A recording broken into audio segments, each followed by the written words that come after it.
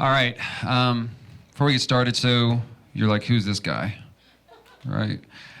So my name's Dan. I'm an elder here. We are an elder-led church. And from time to time, you may see one of the alternates come up here and bring a message. It's important for Matthew to have a break sometimes and be able to sit down and listen. And sometimes hear hard truth that maybe God has to speak to him. It's the same for all of us. So bear with me. I'm a distant backup, but we're going to trust God because that's what the gospel's for. That's what we're going to need this morning. So if you have a Bible, let's turn to Exodus 25.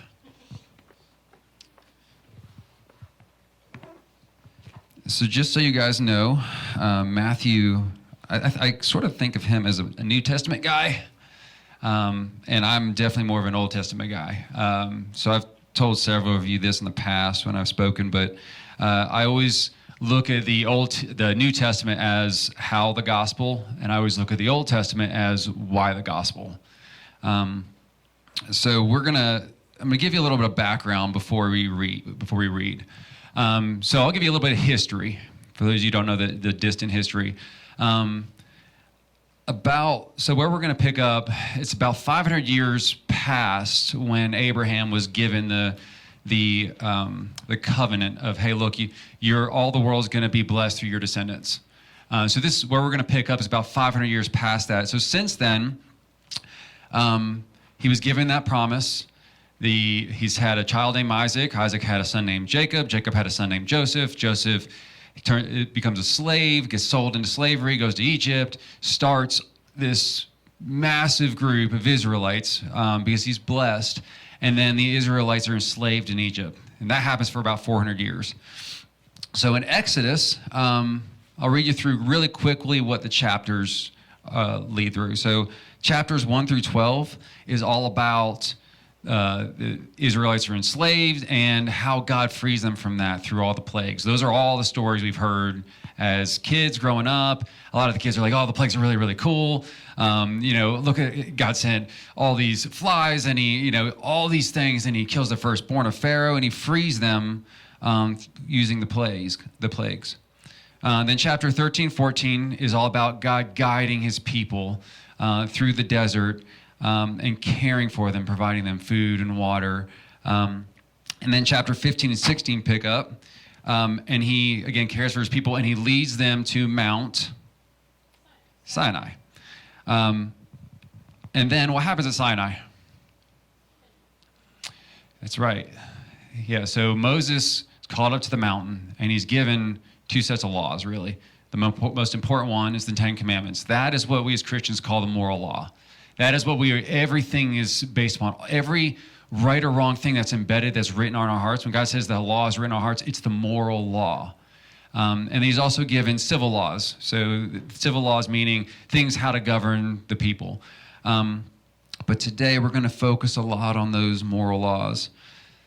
And then chapter 25 is where we're really going to read. So 25 is he starts to have the people build the tabernacle. I love the stuff around the tabernacle. Like that's my thing because there's so much symbolism in it, and it's really easy to read through Exodus and be like, oh gosh, he makes this tool, he makes this tent, he makes this. But I'm going to focus in on one of them that's really, really cool when you see what it means. They all have symbolism, but we're going to focus on one specifically. So, talking about the temple a little bit. In the tabernacle. So the tabernacle that he has them build is about 45 feet long by 15 feet wide. So I was thinking about it before service. It's really close to the length of this room, the width of this room. So picture a room about as wide as this room, about 15 feet wide, 15 feet high. And then at the end is a 15-foot cube that they call the Holy of Holies. So and I was looking at it before service, that's about 7 to 8 chairs wide, about 3 rows deep, depending on which row you're in, the ones in the back or up front. But I want you to picture that. It's a very small area, 15-foot cube, and that's called the Holy of Holies. And then if you were to try to walk into the Holy of Holies, in front of you would be a veil, 15 feet wide, 15 feet high, 15 feet high, wide. Yeah. And then inside the Holy of Holies is the Ark of the Covenant.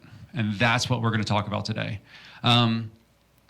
So we're going to I'm going to read 25, verse 10 through 22. And you're going to think it's really boring, but I want you to grasp this thing and how it's made. All right, so chapter 25, verse 10. They shall make an ark of acacia wood. 2 cubits and a half shall be its length, and a cubit and a half its breadth, and a cubit and a half in its height. You shall overlay it with pure gold. Inside and outside you shall overlay it, and you shall make on it a molding of gold around it. There you shall cast 4 rings of gold for it, and put them on its 4 feet, 2 rings on one side of it, and 2 rings on the other side of it. You shall make poles of acacia wood and overlay them with gold, and you shall put the poles and the rings on the sides of the ark to carry the ark by them. The poles shall remain in the rings of the ark, they shall not be taken from it, and you shall put into the ark the testimony that I shall give you. You shall make a mercy seat of pure gold. 2 cubits and a half shall be its length, and a cubit and a half its breadth. And you shall make 2 cherubims of gold. The hammered work you shall make them, and on the 2 ends of the mercy seat. Make 1 cherub on one end and 1 cherub on the other. One piece with the mercy seat you shall make the cherubim on its 2 ends. The cherubim shall spread it out their wings above, overshadowing the mercy seat with their wings, their faces to one to another. Toward the mercy seat shall the faces of the cherubim be. And you shall put the mercy seat on the top of the ark, and in the ark you shall put the testimony that I shall give you. There I will meet you, and from above the mercy seat, from between the 2 cherubim, there on the ark of the testimony, I will speak with you about all that I will give you in the commandment for the people of Israel. Let's pray real quick before we go on. Lord, I thank you so much for your word. I thank you that it feels like every time I read it, Father God, you speak something else through it. It's always living, and you always have more to reveal about yourself through it. So I pray that you would do that again today to these people. It's in your holy name we pray. Amen. All right, so the Ark of the Covenant. All right, so I'm going to recap some things. So when you picture this thing, all right, it's almost 3 foot long, okay, and about 2.5 feet wide and 2.5 feet high, okay, 4 feet long, 2.5 feet high, 2.5 feet wide. So it's right here. You can picture it, right? All right, really small when you really consider it. So inside the bottom of the ark, inside that box, were 3 things. There was the Aaron's staff, there was a pot of gold of manna, and they put the tablets, the moral code, the moral law, the 10 commandments inside of that. So in the box, the key thing is the 10 commandments. That's what we're talking about. So they had they had poles on this thing. The reason they had poles is because you didn't touch the ark. Later on in the Old Testament, somebody almost drops it and it touches them and it kills them. You're like, well, that's kind of dumb. I want you to realize as we're looking at this thing, it's representing how holy God really is. You look at the ark and it says everything's gold, overlaid with gold. It's solid gold. This is gold, that's gold. It's representing how holy God is. God doesn't need gold, okay? The gold doesn't make this holy. It's representing how holy God really is. So you got this box, right? And then it talks about the mercy seat. The mercy seat is right on top of it. And the original Hebrew word, kapret, literally means atonement. So when you look at this thing, it's literally translated as the atonement cover. All right, so you got the law inside, the 10 commandments, which reveals our sinful nature, which tells us, man, we have a long way to go to ever be righteous based on our own works. Then on top, you have this thing called the atonement cover, the mercy seat. And then on top of the mercy seat, there were 2 cherubim. Cherubim were a type of angel traditionally guarding the most holy of places. Okay? When you see cherubim, they're guarding something so holy. And then it talks about the cherubim. And what would happen is, as the Israelites were being led through the desert, God, pillar of fire, cloud of smoke, and God would come into, his presence would be in the Holy of Holies above the ark, right, above the law, above the mercy seat, and in between and above the cherubim. So you picture the presence of God is here in this 15-foot cube above this box. And I want you to realize the gravity of what's going on here. Since the beginning of time, since Adam and Eve, the fall in the garden, man and God were separated. This is the closest in proximity God was dwelling with his people since that happened thousands of years prior. Or it depends on what you think, but creation, whatever. Since the fall, this is the closest point that God has been with his people since the fall.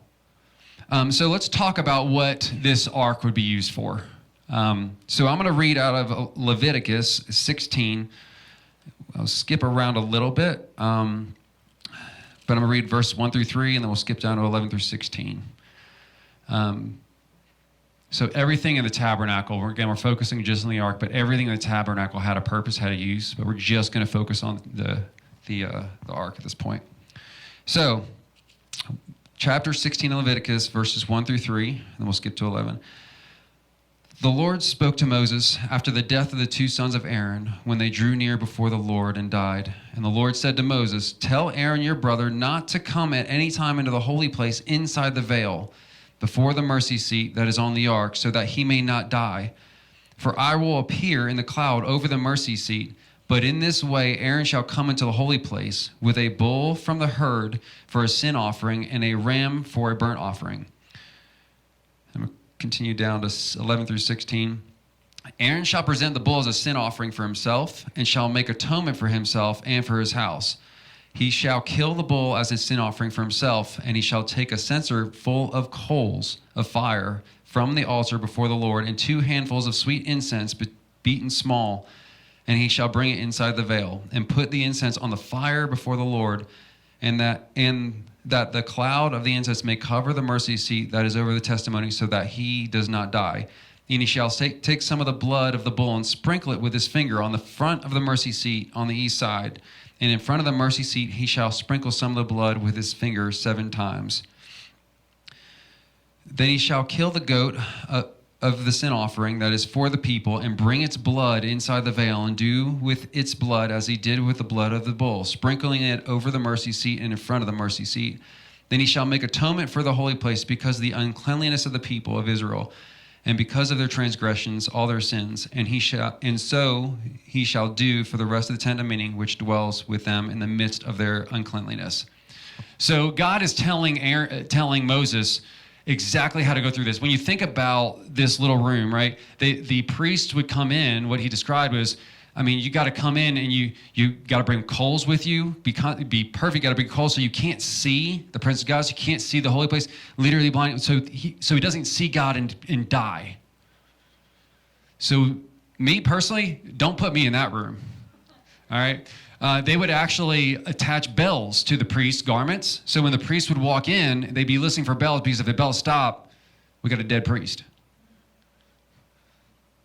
So that is how holy this place is.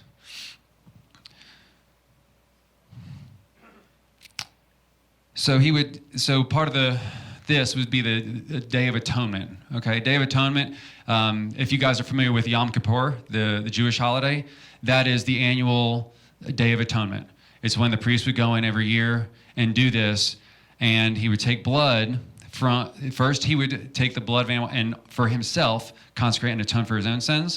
And he would take blood and on his fingers, and he would drip it 7 times on the altar for himself. And then, like we just read, he'd go and take another animal and blood for the sins of the people, to atone for their sins. So again, he did that for the bull for himself and the goat for the people. So I want you to consider I want you to realize the symbolism on this. This is where, when I read this and I realized, I was like, that is absolutely amazing. Okay, this is a picture of what the gospel looks like, why the gospel exists. So you have the law, right, in this box that reveals to us our sinful nature. And above the law, and between it and God, is the mercy seat where the blood is being placed on the mercy seat, on the front of the mercy seat. It's the only thing that's keeping God and showing our sins. It's blocking that. That's what that blood was being used for. And I want you to realize something. There's nowhere in the Bible that it says, okay, I've got that done. Somebody go clean up the Ark of the Covenant. It's got to be gold, right? Carrie, she's in here somewhere. But could you imagine, like, I just picture my house, if someone was like, hey, we got to atone for our sins, and we'd go drop blood in the house on across the altar, and we're going to leave it there. All right. That ain't going to happen. But I want you to realize something. This beautiful, gorgeous, what's representing perfection, how holy God is, sprinkled with the blood of an animal. And they don't clean it up. And every year, blood of another animal. And every year, blood of another animal. And every year, blood of another animal, more sins to cover. So just in a few years, can you imagine what the mercy seat would look like? Can you imagine the stench it would have of old blood combined with new blood over year and year and year? It's showing us the purity of how holy God is in our filth, right? The filth that we bring into it because of the law. But that blood is necessary for God to be and dwell with his people. The perfection of God and the filth of mankind cannot coexist, okay? I told you before, hey, look, if you drop the ark and someone touches it, like happens later in the scriptures, and he dies, the filth of man and the perfection of God cannot coexist. That's why don't look at them. That's why, hey, walk in, put bells on it. Because as soon as there's that contact, as soon as that something is unclean, that is in the presence of God, it's dead. Again, don't put me in that room. So God's intent of all this, right? Realize that God's like, I want you to do this, and he wants it so he could dwell with his people. He's like, I know I got all these rules and regulations. I know we got to this. I know you're going to have to put the blood on here. He's like, but I've got to be, I want to be with my people. Because since the beginning of time, when I got separated from you by sin, he's like, I want to dwell among you. So that was the intent of this. So what's cool is you start to see Jesus here. Realize this took place, this was about 1450 BC. So literally 1,500 years before Jesus existed. You can see what's going on here. The blood of the animal on the mercy seat to allow God to be with his people. This is where the priests in the past would offer sacrifice after sacrifice after sacrifice, after sin, after sin, after sin, sin, sacrifice, sin, sacrifice, sin, sacrifice. And that's why the gospel exists. When Jesus was on the cross and he about to breathe his last breath, and he says, "It is finished." That was it. There was no more sin and sacrifice and sin and sacrifice, because the sacrifice was an imperfect sacrifice. So when Jesus comes in and he says, "It is finished," he's like, all that stuff, all that blood, he's like, mine doesn't need to be reapplied every single time. You don't have to go figure out, hey, look, I'm sinning. Hey, I've got to go do this. I'm going to go do this ritual. I'm going to go cleanse myself. Jesus is like, all it's going to take is you're going to have to re-cleanse yourself again. You're going to need more blood. You're going to need more blood, more sacrifice, so that God can dwell with you. This is going faster than I planned it going, but it's good. That's okay. So when Jesus died, right, veil's torn. Everybody knows, a lot of people know what that means, but I want you to get the significance, okay? When the veil was torn, you got this 15 by 15 Holy of Holies, right? At this point, it's in a bigger temple, right? But you have the same premise. You got a veil, and you have this Holy of Holies in there. And when that veil is torn, Hold on, wait. So you could picture the Pharisees, you could picture the Jewish minds. The veil's torn. We're going to die. The presence of God goes in there. Like, what do we do? Everybody put bells on your robes, right? No. He said it's finished. So what happens when the veil's torn? Where does God reside? You remember what Jesus said? He's like, I must go so the counselor can come. It wasn't just to say, hey, look, so I can make sure that you guys know if you're right or wrong. I want to make sure that you guys hear in your head every single day that you're doing the right thing, that you're doing the wrong thing. That's not what it's about. Because when the veil was torn and God's presence was no longer there, the counselor comes and he's in us.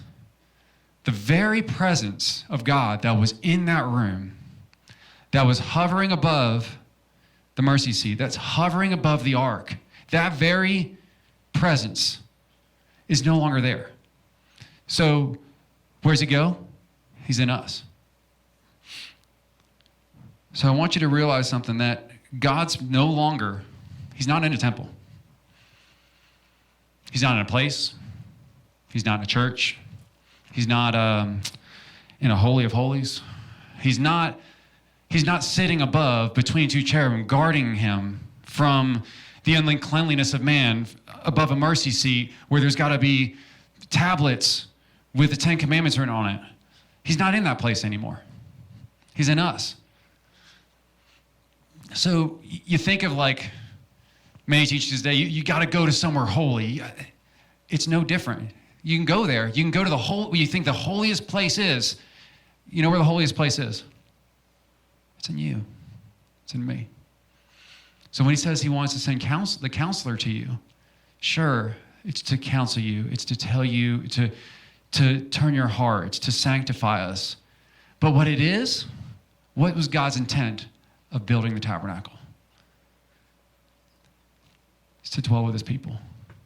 Now, since the beginning of time, when man sinned and God was separated from us, he worked towards this place now in this tabernacle where he could come dwell with his people. And now that he sent Jesus and Jesus died for you and I, and he said, now I could send the counselor, now I don't dwell around you. You don't have to come into some room and make sure you do all these sacrifices and sprinkle blood on. He's like, I'm in you. I make you holy. I'll say it again. God makes you holy. The holiness is not built on a room. It's not built on a temple. It's not built on some ark, not built around some cherubim. Holiness is where God's at. So realize that when you accept Jesus for who he is, that he is the perfect sacrifice, that he is actually God, when you've accepted that, you've accepted that Jesus is that blood, and it's done. So now the counselor, God himself, comes to dwell within you. And now you are holy. And you're thinking, how can that be? How can I be holy when I do all these bad things? The presence of God is what makes things holy. All you have to do is realize that blood that is no longer drizzled on an altar, that blood is what makes you holy.